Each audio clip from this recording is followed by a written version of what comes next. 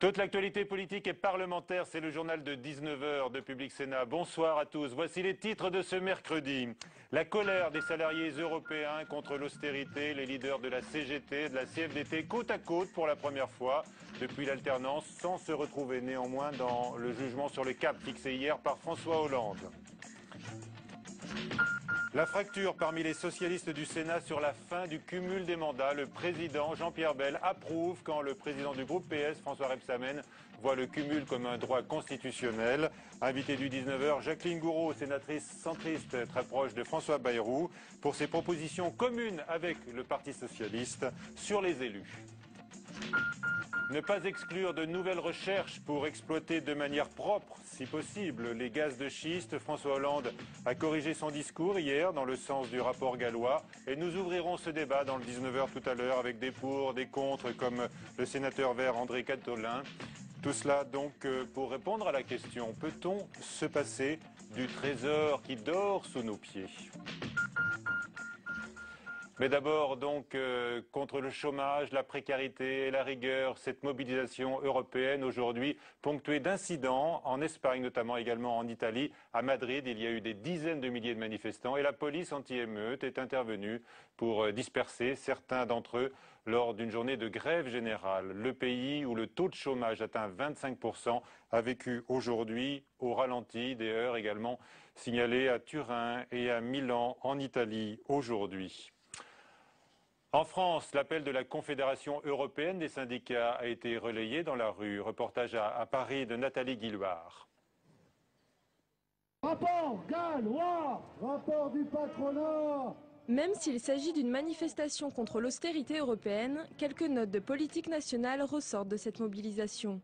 Bernard Thibault, le leader de la CGT, est descendu aujourd'hui dans la rue et son discours vise clairement la politique de François Hollande. Nous voulons réfuter ce diagnostic selon lequel pour modifier la courbe du chômage, il faille alléger le coût du travail et donc donner 20 milliards d'argent public aux entreprises sans aucune contrepartie ou objectif concret en matière de création d'emplois. Côte à côte dans la manifestation, ils ne sont pourtant pas du même avis. La CFDT est plus nuancée. Aujourd'hui, elle n'est pas venue ici pour se positionner contre le gouvernement. Hier soir, c'était hier soir. Hier soir, il a parlé de la France. Moi, aujourd'hui, je souhaite parler de l'Europe. Mais du côté de la base, les propos des militants sont plus affirmés. Pour eux, François Hollande opère un véritable virage à droite dans sa politique. Le plan qu'a proposé François Hollande est un plan qui va de nouveau faire des cadeaux au patronat et qui va aggraver la situation de ceux qui travaillent, ceux qui sont dans le besoin. Clairement, on peut se demander pourquoi Hollande est là s'il fait la même politique que la politique de droite. Cette première journée de manifestation unitaire de la CGT et de la CFDT depuis l'arrivée de la gauche au pouvoir pourrait être considérée comme un début d'avertissement contre la politique du président de la République. Et le président des sénateurs écologistes, Jean-Vincent Placé, qualifie François Hollande de magicien du verbe. Il maintient ses critiques sur la stratégie économique. La rigueur budgétaire va s'imposer encore plus dans les ministères. Aurélie Filippetti est venue expliquer au Sénat aujourd'hui comment elle allait s'y prendre avec une enveloppe encore plus réduite. Mathilde Bélanger. De nombreux établissements culturels devront se serrer la ceinture l'année prochaine. Le budget présenté cet après-midi par Aurélie Filippetti à la Commission de la Culture du Sénat est en baisse de 2,3% par rapport à 2012. Et c'est le patrimoine qui accuse la plus forte baisse, près de 10%. J'ai choisi de faire porter l'effort sur les gros établissements, ceux qui ont les reins les plus solides pour pouvoir affronter cette année difficile. Et donc les gros établissements, les grands musées par exemple, mais ce sont des établissements tellement importants qu'ils peuvent d'abord avoir un recours important au mécénat et puis aussi qu'ils ont une surface financière qui leur permet de résister. Plusieurs projets ont d'ores et déjà été suspendus, la Maison de l'Histoire de France, le musée de la photographie de Nevers ou la salle supplémentaire de la Comédie Française. Même chose pour les travaux de rénovation du château de Versailles qui attendront des jours meilleurs. Certains établissements verront leurs subventions diminuer et pour certaines, leur fonds de roulement sera prélevé. Ce sera le cas notamment de l'Opéra de Paris et du musée du Louvre. Pas de coupe budgétaire en revanche pour la Philharmonie de Paris, nouvelle salle du concert du nord de la capitale, dont le chantier se révèle beaucoup plus coûteux que prévu, 387 millions d'euros au lieu de 336. Il est trop tard pour arrêter les travaux, estime le ministère, qui a dégagé une autorisation de dépenses de 25 millions d'euros supplémentaires. L'amendement Nutella a été adopté aujourd'hui par le Sénat. La taxation sur l'huile de palme devra être confirmée néanmoins lors du vote général de la partie recettes du projet de loi de financement de la sécurité sociale. Mais la grande question qui demeure, c'est le vote communiste sur l'ensemble de ce texte. La taxe sur les retraités, les imposables, ne passe toujours pas au Parti communiste français. Faustine Saint-Geniès. Le suspense durera jusqu'au bout. Ceux qui attendaient une prise de position ferme des communistes sur le budget de la sécurité sociale ont dû être déçus. Le mot d'ordre officiel reste inchangé, pas d'opposition systématique sur le texte, même si le groupe voit ses amendements rejetés un à un, comme ce fut le cas hier soir avec celui sur la taxe sur les retraites. Jusqu'au bout, on va essayer de porter des amendements pour essayer justement de desserrer cet étau-là. Et puis, si ces amendements ne passent pas, eh bien notre vote, évidemment, ne peut pas être favorable à la partie recette du PLFSS. Malgré l'opposition communiste, la taxe sur les retraites a été adoptée. Une mesure qui, pour les socialistes, ne touchera pas les retraités les plus pauvres. Le dispositif tel qu'il a été adopté par l'Assemblée nationale permet d'exclure les pensions les plus modestes, puisque 44% des retraités seront exonérés. Le suspense se termine en fin de semaine. Sauf surprise, le groupe communiste pourrait rejeter le texte ou s'abstenir. Jean-Pierre Bel, favorable à la fin du cumul des mandats, position réaffirmée au lendemain de l'annonce par François Hollande d'une loi début 2013. Nous le ferons, a dit en effet hier le chef de l'État en s'appuyant sur les conclusions de la commission Jospin. Une mesure qui ne passe toujours pas au Sénat et notamment au sein du groupe socialiste, comme le rappelle avec véhémence le président du groupe PS, François Rebsamen. Explication de Fabrice Cunet. La réplique n'a pas tardé. Dans une longue interview parue ce matin, François Rebsamen, le patron des sénateurs socialistes, a rappelé son opposition à la règle du non-cumul des mandats. Une opposition qui sonne comme un avertissement. Si le gouvernement veut essayer de nous convaincre, il le peut. Mais je ne vois pas avec quels autres arguments. Plus généralement, le Sénat est hostile à cette règle du non-cumul. La raison est simple, les sénateurs cumulards sont largement majoritaires dans l'hémicycle. Pour les autres, difficile de se faire entendre. Mais là, il faut accepter que les choses changent, le monde change, le rapport de la population à la politique change, et donc il faut l'accepter. Alors ça va être certainement douloureux, peut-être qu'il faudra faire organiser de la transition. Claire-Lise Campion ferait presque figure d'exception. La sénatrice a récemment choisi d'abandonner son poste de vice-présidente d'un conseil général. Aujourd'hui, elle défend l'idée d'un cumul, mais un cumul limité. On aurait un fort risque de se trouver coupé, trop coupé du terrain. Donc garder un mandat local me semble essentiel. Le président du Sénat le sait, il va devoir tenter de déminer le terrain. Alors en conférence de presse ce matin, Jean-Pierre Bel marche sur des œufs. Donc je pense qu'en effet le temps de la limitation du cumul des mandats est venu. Par contre, ce que je crois, c'est que ce sujet-là n'est surtout pas un sujet tabou. Merci. François Hollande a annoncé un texte pour début 2013. Il lui reste 2 mois pour trouver un compromis avec les sénateurs de sa majorité. Les tractations commencées depuis plusieurs semaines sont visiblement toujours au point mort. Et avec nous donc Jacqueline Gouraud, sénatrice centriste du Loir-et-Cher. Bonsoir. Vous êtes par ailleurs présidente de la délégation sénatoriale aux collectivités territoriales. D'abord, la fin du cumul, vous y êtes favorable, y compris pour les sénateurs ? D'abord, il faudra voir quel est exactement le texte, que là, nous avons un rapport Jospin, mais ce n'est pas le texte de loi. Moi, je pense qu'il faut laisser le droit aux sénateurs d'avoir un mandat local. Alors effectivement, je crois qu'il faut limiter les exécutifs parce que c'est très difficile d'avoir un gros exécutif et d'être en même temps sénateur. Mais je rejetterai tout texte qui couperait les sénateurs du terrain. Il ne faut pas oublier que nous sommes... C'est prévu, c'est possible même. Hein, c'est envisagé, un mandat local d'ailleurs bénévole. Oui, mais très bien. Ça, c'est les conclusions Jospin. Mais le problème, c'est que nous sommes les représentants des collectivités territoriales. C'est écrit dans la Constitution. Je ne vois pas comment on peut couper les sénateurs des collectivités territoriales. Pour moi, c'est impossible. Donc au moins un mandat local, mais non exécutif. C'est ce qui est a priori envisagé dans la loi, Jacqueline Gouraud. Absolument.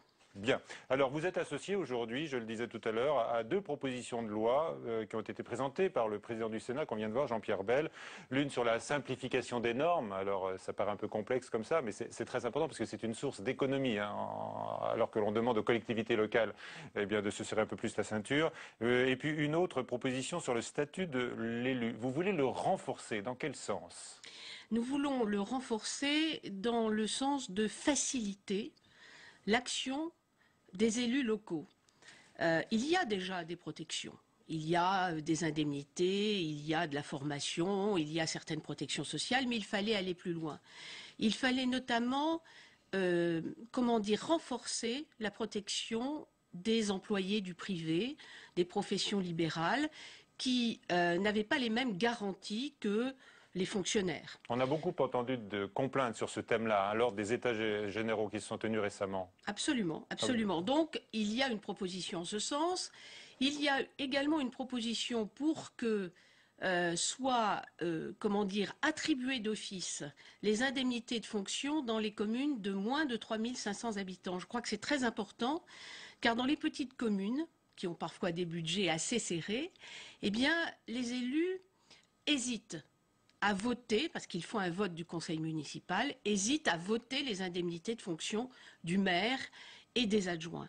Et je crois que quand on connaît la vie locale, on sait que les maires et les adjoints des petites communes sont très, très embêtés. Et si on veut un peu de représentation renouvelée, pas uniquement des gens à la retraite qui ont, je dirais, le temps et une garantie de revenus, je crois qu'il fallait effectivement que l'indemnité de fonction des élus soit automatique pour les communes de moins de 3500 habitants. Beaucoup d'indemnités. Est-ce que vous ne craignez pas de mettre en avant cette revendication aujourd'hui vis-à-vis de l'opinion? Non, parce que c'est à enveloppe constante.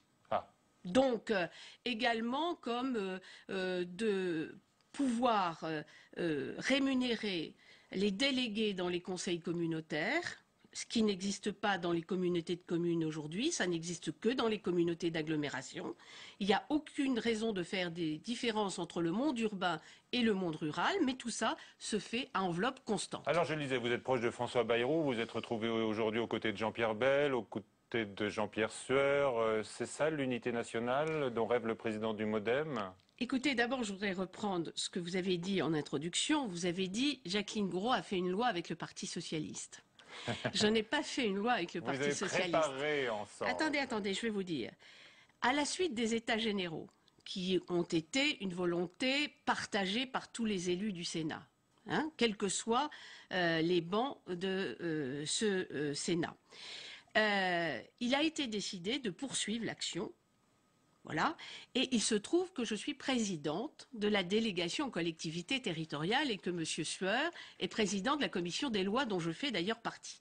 Donc c'est ès-qualité que nous avons coproduit cette loi. Mais ceci dit, ça ne me gêne pas du tout, en l'occurrence, de travailler. Mais je vous explique, ça n'est pas parce que il est socialiste et moi MoDem, c'est parce que nous avons des fonctions. J'avais envie de vous demander pour conclure... Voilà. Jacqueline Gouraud, que vous le voyez, on le constate, on l'a vu encore il y a un instant lors des réticences qui ont été évoquées dans le journal des communistes sur le projet de loi de financement de la sécurité sociale. La gauche n'est majoritaire que de 6 voix au Sénat. Les centristes pourraient-ils les suppléer de temps à autre? Je crois que ça montre que le débat classique droite-gauche qu'on nous assène en permanence est complètement dépassé. Et on le voit tous les jours au Sénat, n'est-ce pas? Mais tous les jours. Et je crois effectivement, comme François Bayrou, qu'il y a une majorité en France qui est réelle, qui ne peut pas s'exprimer correctement à cause de la vision bipartisane de la vie politique française. Et si je peux faire avancer les choses en faisant une proposition de loi avec Jean-Pierre Sueur, j'en suis ravie, d'autant plus que je crois que nous pouvons dire que nous sommes tous les deux des modérés. Merci Jacqueline Gouraud d'avoir été avec nous. Dans l'actualité de ce mercredi, il faut le noter, la tension à Gaza, où le chef militaire du Hamas, Ahmad Jabari, a été tué aujourd'hui dans un raid israélien. Au total, 6 Palestiniens ont été tués lors de la vingtaine de raids menés aujourd'hui sur le territoire palestinien. Tout autre chose, maintenant les gaz de schiste. Donc François Hollande a rouvert la porte hier aux recherches sur une meilleure façon d'exploiter ce que d'aucuns qualifient de trésor et qui est et a permis aux États-Unis de retrouver compétitivité et croissance. Pour Michel Rocard, la France est bénie des dieux avec ses richesses sous nos pieds. On en parle avec nos invités dans un instant. Donc ce débat relancé alors que la France a officiellement interdit aujourd'hui, vous le savez, l'exploitation des gaz de schiste. Jérôme Rabier. Il aura suffi d'une phrase de François Hollande hier pour que le débat sur les gaz de schiste reparte de plus belle. Aujourd'hui, la fracturation hydraulique serait une atteinte considérable à l'environnement. Je la refuse. En revanche, sur les autres techniques, je laisse les entreprises, les chercheurs travailler et je prendrai mes responsabilités le moment venu si une technique apparaît. En n'écartant pas définitivement l'exploitation des gaz de schiste, le président de la République relance la polémique. Mais pour ses alliés écologistes, pas de quoi s'inquiéter. Il n'y a strictement aucune autre technique existante et même en termes de recherche, il n'y a rien d'autre actuellement dans les tuyaux. Donc François Hollande a simplement confirmé qu'il n'y aura pas sous son mandat d'exploitation des gaz de schiste puisqu'il n'y a pas de technique non polluante possible aujourd'hui. Dans la majorité sénatoriale, les radicaux de gauche sont eux plus pragmatiques sur la question et à l'image de Louis Gallois, qui préconisait des recherches plus poussées sur la question dans son récent rapport sur la compétitivité, il demande de ne pas fermer la porte à l'exploitation. Il est nécessaire, si l'on n'exploite pas aujourd'hui en tout cas, de permettre de la recherche. Il ne faudrait pas qu'un certain terrorisme intellectuel règne dans ce pays. Ce ne serait pas bon. Le principe de précaution, il faut en user, il ne faut jamais en abuser. Si François Hollande affirmait il y a 2 mois lors de la conférence environnementale qu'il excluait toute exploitation du gaz de schiste, le discours a désormais évolué. Reste désormais aux industriels et chercheurs à trouver une technique moins polluante pour exploiter cette richesse du sous-sol. Voilà, donc le défi est lancé aux chercheurs et il reçoit l'aval de François Hollande. Nos invités, André Gattolin, député Europe Écologie Les Verts. Bonsoir. Sénateur, excusez-moi. Jean-Louis Chilinski est avec nous, président de l'Union française des industries pétrolières, et Pierre Papon, physicien, auteur avec Daniel Clément de Vers une énergie durable. Alors peut-on au moins réfléchir à une manière propre d'exploiter ces gaz de schiste, monsieur le sénateur Gattolin? Moi, je ne suis pas un écologiste qui est fermé sur la science et la technologie. Donc réfléchir et chercher, oui, toujours. Après, je suis un adepte du principe de précaution. Donc il faut savoir comment les techniques sont mises en œuvre, quelles sont leurs portées. Là, pour le moment, je crois que sur la fracturation hydraulique, on a quand même de grosses interrogations qui conduisent à tous les cas. Ça, manifestement, c'est une technique qui est exclue en France. Elle est interdite. Elle est interdite, on est bien d'accord. Est-ce que vous êtes inquiet néanmoins de l'inflexion apportée par le chef de l'État hier à cette interdiction? Ah ben moi, je dirais qu'aujourd'hui, on sait qu'une autre technique pour la mettre en place, je pense qu'il y aura au moins 2 ou 3 présidents de la République qui succéderont à François Hollande avant que ce soit au point. Jean-Louis Chilinski, votre sentiment? Ça va nous laisser du temps. Est-ce que vous pensez que l'échéance est aussi lointaine? Non. Bien sûr que non. Bien sûr que non. Les choses vont très vite. Ici, on est en France, là. Il ne se passe rien, ou très peu de choses. Mais si vous allez aux États-Unis, il se passe énormément de choses. Tout ce qu'on nous rapporte des États-Unis fait peur. Oui, ça fait peur parce que les Français ont peur. Mais c'est pas juste. Il y a 2 grandes voies. D'une part, l'amélioration de la technique de fracturation hydraulique. Alors c'est interdit, c'est vrai, mais n'empêche qu'elle s'améliore considérablement. Première voie. Et puis deuxième voie, du développement et de la recherche sur d'autres techniques qui n'utilisent pas d'eau. Et donc, dire que ça va pas se passer, c'est pas juste. Maintenant, combien de temps ça va prendre? Aujourd'hui, je ne sais pas. Et si ça franchira le mur de la législation française, je ne le sais pas non plus. Mais en tout cas, ça n'est pas statique. Quel est votre sentiment, à vous, sur les propos du chef de l'État, qui tranche avec ce qu'il avait dit il y a peu de temps devant la conférence environnementale? Moi, je ne dirais pas qu'il tranche. Il a confirmé simplement l'interdiction de fracturation hydraulique. C'est la loi de juillet 2011. Mais, et vous avez raison, c'est non mais. Mais il n'exclut pas. Ce qui est important pour nous, c'est qu'il n'exclut pas l'exploitation de gaz de schiste. Il ne dit pas non au gaz de schiste. Il dit, si on trouve d'autres techniques, je suis prêt à les regarder. Pour nous, c'est un signe plutôt positif. Un signe plutôt positif. Pierre Papon, vous êtes physicien, vous êtes l'auteur avec Daniel Clément, je le disais, de Vers une énergie durable.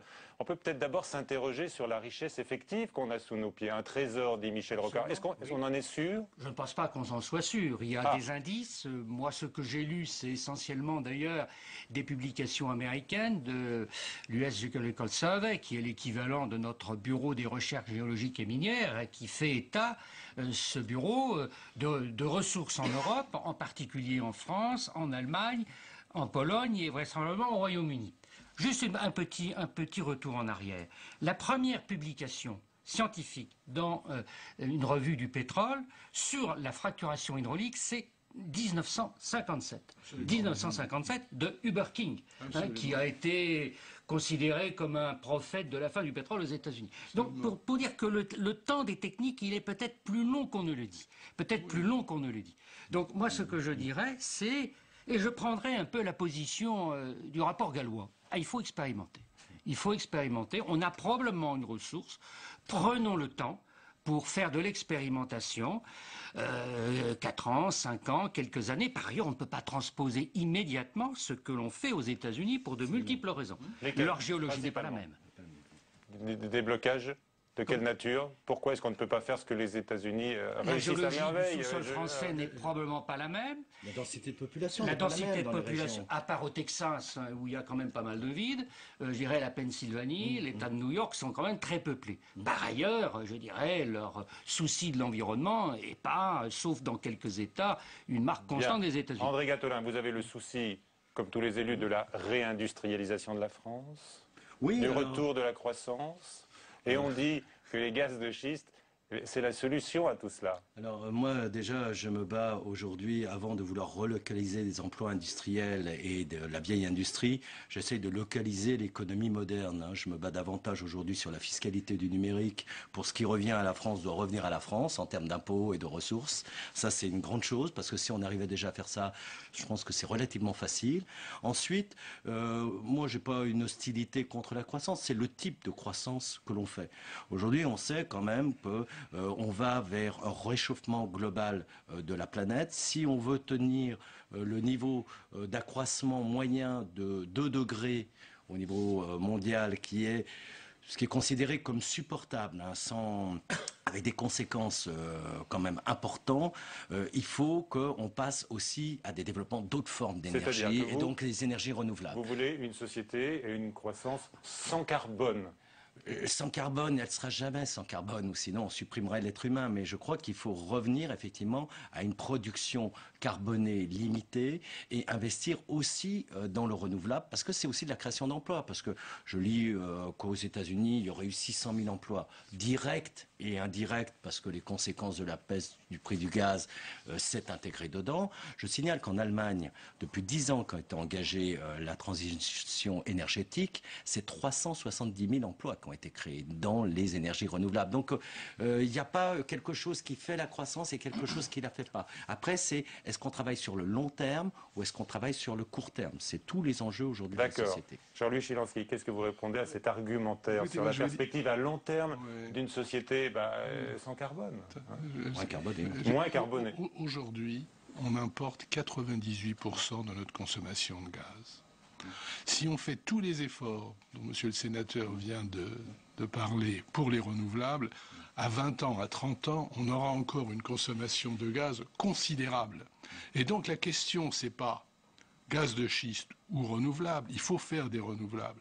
Mais on aura besoin de gaz de toute façon dans les 20, 30, 40 ans qui viennent. Alors je ne sais pas ce qu'il y a. L'alternative pour vous, c'est s'appauvrir en important encore plus, ou bien s'enrichir en exploitant ce qu'on a sous nos pieds? C'est exactement ça. L'alternative, c'est pas gaz de schiste ou renouvelable. L'alternative, c'est autant de renouvelables que l'on peut se permettre, ou produire localement, ou importer. C'est aussi simple que ça. Moi, je dirais que la transition énergétique, elle va prendre du temps. Elle va prendre au minimum 20 à 30 ans. Et d'ailleurs, les scénarios que font un certain nombre d'agences, l'ADEME par exemple, RTE, Réseau de transport électrique de France, sur l'électricité, en tout cas pour RTE, impliquent qu'on construise à la place du nucléaire, pour faire face aux pointes, des turbines à gaz. Je dirais, il n'y a pas d'échappatoire pour pouvoir passer les pointes. Donc il faudra du gaz. De toute façon, il faudra du gaz. Il faut aussi du gaz pour faire de la chimie. Et les Américains envisagent aussi de faire des carburants à partir du gaz, de schiste ou pas, à partir de procédés biochimiques pour faire de l'essence. Donc de toute façon, il y aura un problème de gaz. Alors, le point de vue, c'est essayons d'expérimenter. Alors, il y a aussi un élément qui est l'efficience énergétique, parce qu'aujourd'hui, on a énormément d'investissements à faire. On est obligé d'investir, même si ça va être long et coûteux, dans les énergies renouvelables, en termes de structure. Mais on a aussi énormément d'économies à faire. Il faut savoir qu'une des plus grandes sources de consommation d'énergie, c'est le logement. Nous avons encore des logements qui sont des véritables passoires. Et là, on crée de l'emploi localisé. Là, il y a à peu près 30% du parc de logements en France qui devrait être retravaillé. Donc, je dis, il faut aussi investir. Là, ce qui se passe avec le gaz de schiste, je pense qu'il y a un certain mirage qui s'est produit parce qu'on a évalué, enfin, vous le savez, vous avez été responsable d'ExxonMobil, ce qui s'est passé en Pologne il y a 1 an et demi. On nous donnait des ressources et des réserves potentielles de gaz de schiste qui sont 10 fois supérieures à celles qu'on donne aujourd'hui. Ah bon? Donc il y a aussi un discours et il y a eu une bulle financière, économique qui s'est créée aux États-Unis. Alors là, c'est étrange parce qu'on dit que les informations dont on dispose en France sur nos propres réserves viennent des États-unis. Vous l'avez dit On les il y a connaît un très mal, instant. on connaît bien le sous-sol géologique du bassin parisien et du Alors, bassin de Lac. on ne sait même pas, nous, exactement ce qu'on a. Vous avez tout. On ne sait pas. Et on ne saura vraiment que quand on ira évaluer, forer et pouvoir savoir effectivement quelle est la géologie et aussi la commercialité, comme on dit, de ces gisements. Oui. Tant qu'on ne fera pas ça, on aura des débats théoriques sur on peut avoir beaucoup, on peut avoir... Donc, effectivement, je rejoins ce que disait M. Papon, il faut d'abord expérimenter. Quand on a expérimenté, il faut ensuite évaluer. Et tout a été gelé, là, pour l'instant. Alors, pour l'instant, tout est gelé. Ça veut dire qu'on prend beaucoup de retard. Ça veut dire que ça va prendre des années. On parlait de très nombreuses années. Ça va prendre encore plus de temps. Cela dit, l'expérimentation, c'est peut-être quelque chose qu'on peut envisager. Peut-être, j'en sais rien. Enfin, c'était prévu par la loi de juillet 2011, sous contrôle des pouvoirs publics, avec les représentants des collectivités locales, avec les représentants des ONG. Les collectivités locales, elles sont toutes vent debout, apparemment. Quelle que soit la tendance politique, tous les élus refusent l'exploitation sur leur territoire des gaz de schiste. On est allé aussi dans des zones qui sont soit des zones touristiques, soit des zones agricoles. Et je rappelle que le tourisme et l'agriculture sont 2 grandes ressources de ce pays. C'est vrai qu'on retrouve contre les gaz de schiste l'alliance entre les écologistes et les chasseurs sur le terrain. Il faut trouver un endroit où ce soit acceptable, non pas au niveau de l'exploitation, de choses comme ça, mais juste pour faire un test. L'idée de Louis Gallois était d'ailleurs intéressante. Vous voulez mettre le pied dans la porte, là, hein? Bon, on met le pied dans rien du tout. On veut simplement expérimenter. Normal. Mais l'idée de Louis Gallois était intéressante. Faisons ça avec les Allemands. Faisons une partie en Allemagne, une partie en France. Est-ce que vous imaginez un jour vous entendre avec les écologistes? Même question aux écologistes. Vous pensez vous entendre un jour avec l'industrie pétrolière? Mais je crois de toute façon qu'il faut qu'on discute. Si on n'a pas de dialogue, mais vous ça entendre, oui ou non? Parce que M. Zelensky dit oui. Moi, je dis oui. Moi, je ne sais pas. On a vécu alors pendant longtemps d'un très fort lobby et on était très faible. Maintenant, on est peut-être dans un rapport de force qui permet, en tous les cas, de discuter. Moi, l'expérimentation, faire des forages, connaître ce sous-sol. Bon, il y a un bureau d'études qui s'appelle Kearney qui a fait une évaluation qui estime que l'exploitation des gaz de schiste en France coûterait 3 à 4 fois plus cher, compte tenu de la géologie, de la densité de la population, qu'aux États-Unis. La réalité, elle est aussi économique. Comme je disais, c'est l'économie sur le court terme et le long terme. Être écologiste, c'est aussi envisager toutes les possibilités dans l'écosystème de faire le vivre ensemble. Voilà. Après, moi, j'ai des solutions où je pense qu'il faut investir sur l'avenir et sur les choses qui nous coûtent... pardon. Oui. Très bien. Voilà, ce débat, on va le reprendre, je pense, puisque vous nous annoncez que ça va quand même durer encore longtemps, monsieur le sénateur. Merci à tous. Pour conclure ce journal, je vous annonce qu'il y a une fusillade aujourd'hui en plein centre d'Ajaccio, assez nourrie, semble-t-il, et le président de la Chambre de commerce et d'industrie de Corse du Sud a été tué par balle. Voilà, on en saura plus dans les prochaines éditions. C'est la fin de ce journal. À 22h, Sonia Mabrouk. À suivre sur la chaîne parlementaire, Assemblée nationale, question d'info. Bonsoir et à demain à 19h.